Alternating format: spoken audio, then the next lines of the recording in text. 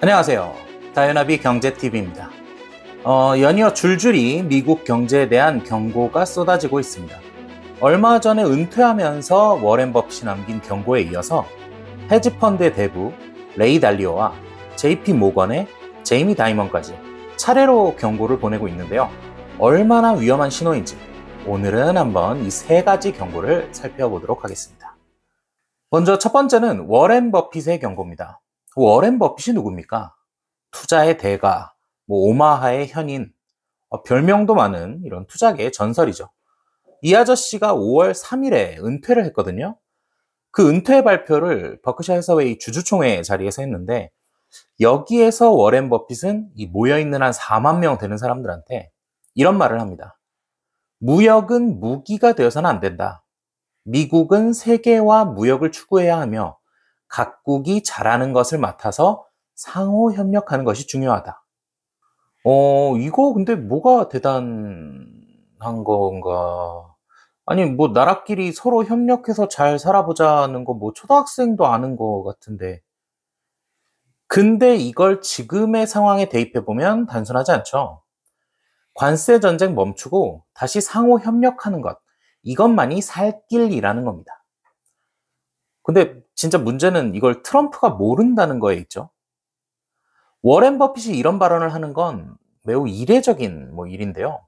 사실 은퇴 직전까지도 워렌 버핏은 무역 문제에 대해서는 발언을 굉장히 자제하고 있었다.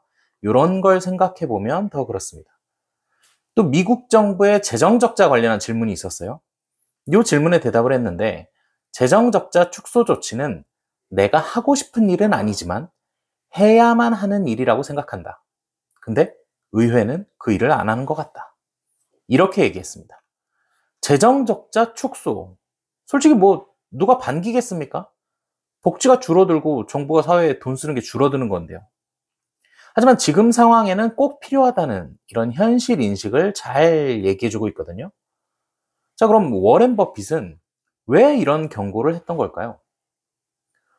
작년에 워렌 버핏이 22년 만에 처음으로 채권에 투자를 했습니다. 증시의 투자 매력이 잘 안 보인다 이러면서요. 그러더니 빠른 속도로 채권 투자액이 주식 투자액을 넘어서는 그런 행보를 보였죠. 그리고 동시에 현금을 무지막지하게 쌓기 시작했습니다. 전체 자산의 한 30%가 넘는 돈을 현금으로 보유하고 있었어요. 아니, 버크셔 해서웨이 투자회사 아닙니까? 투자회사가 왜 현금을 쌓아뒀죠?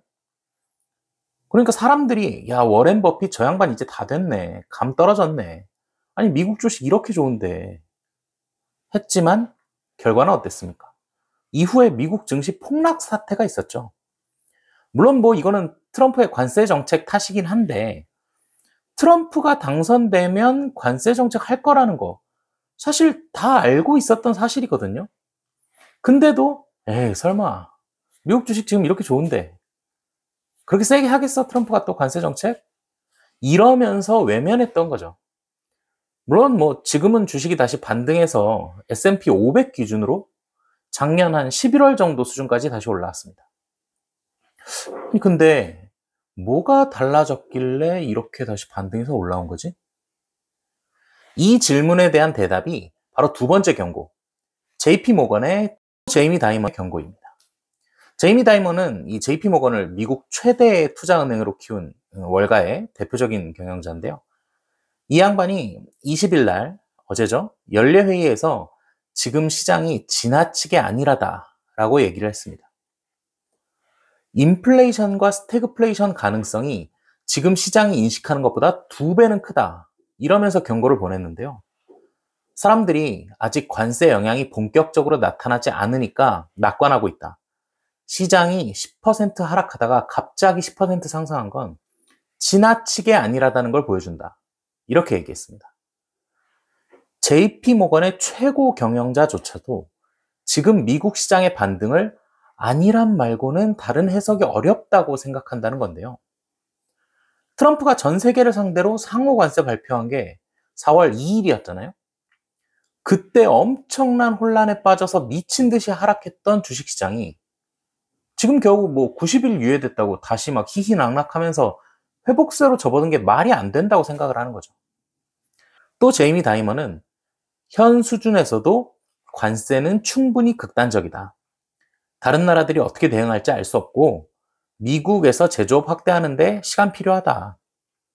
또 기업 수익성이 떨어지고 자금 조달이 어려워진 기업들이 신용 경색에 휘말릴 수 있다. 이런 경고를 보냈는데요. 그러다 보니까 제이미 다이먼이 생각하기에 기업들이 실적 전망치 하향 조정하고 투자자들이 미국 주식 가치를 재평가하면 시장은 지금보다 10% 정도 하락할 수 있다고 합니다. 이 S&P 500 기준으로 10% 하락하면 5,300선이 될 텐데요. 이거는 제가 어제 방송 추천해드렸던 한화투자증권의 한상희 위원님의 예상 조정치와도 똑같네요.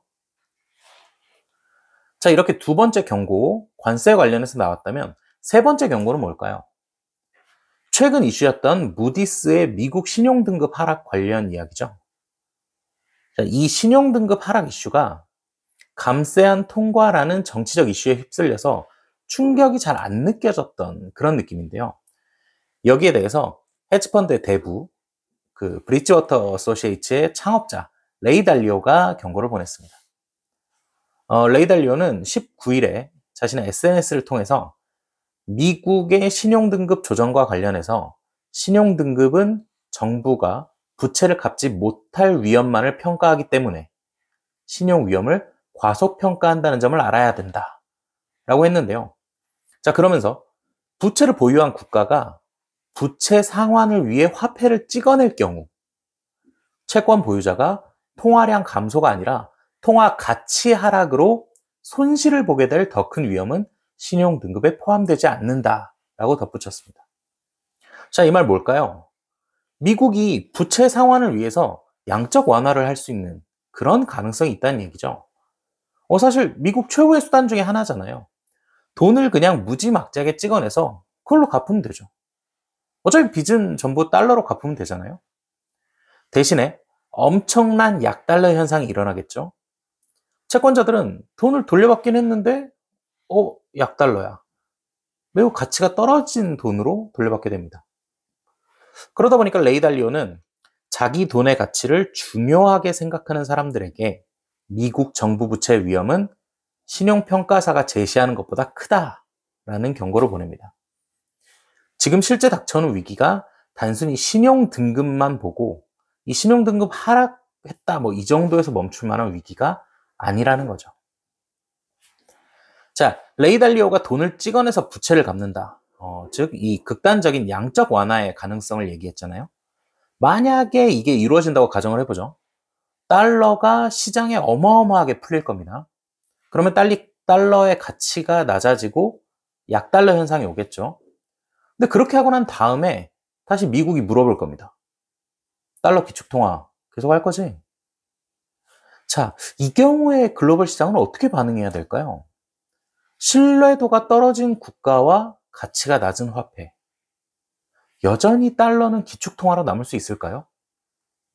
그럼 여기서 또 한 번 생각을 해보죠. 세계 최강국이 신뢰도가 떨어지고 화폐 가치가 낮아진다고 다른 나라들이 무시할 수 있을까요? 여전히 군사적으로, 안보적으로 가장 강력한 국가는 미국이잖아요. 결국 국가 간 분쟁의 최종선까지 가면 전쟁이라는 이 무력을 통한 진압이 있다는 걸 상기해 보면 트럼프의 미국이 지금 이런 정책을 밀고 나가는 힘의 근원은 바로 미국의 군사력이 아닐까 싶습니다. 어차피 이제 세계의 경찰국가 이런 이미지도 많이 지어냈겠다. 여차하면 큰일을 벌일 수도 있겠죠. 하지만 이런 상황까지 가정한다면 이 투자라는 의미가 퇴색이 되니까요. 과연 트럼프의 미국이 지금 이 세 가지 경고 어떻게 받아들일지 또 미국은 이 위기를 잘 극복할 수 있을지에 주목해 보셨으면 좋겠습니다. 자, 다이나믹 경제TV 2025년 5월 21일 오늘은 워렌 버핏, 제이미 다이먼 그리고 레이 달리오가 각각 보내는 경고에 대해서 요약을 해드렸습니다. 이 경고들 잘 보시고 현명한 판단으로 투자하셔서 승리하시기 바랍니다. 도움이 되셨길 바라면서 이만 마치겠습니다. 구독과 좋아요 부탁드립니다. 감사합니다.